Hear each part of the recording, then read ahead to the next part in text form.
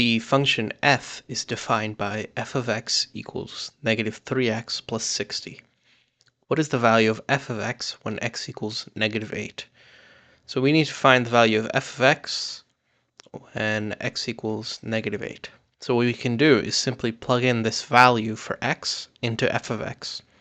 So what we need to find is the value of f of x when x equals negative 8. And that's just this function here with a value of 8, negative 8 for x.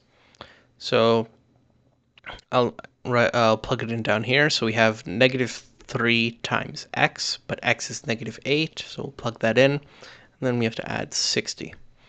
So negative 3 times negative 8, that's equal to positive 24. Then plus 60, that's equal to 84. So f of x when x equals negative 8 is equal to 84. So the correct answer choice is D.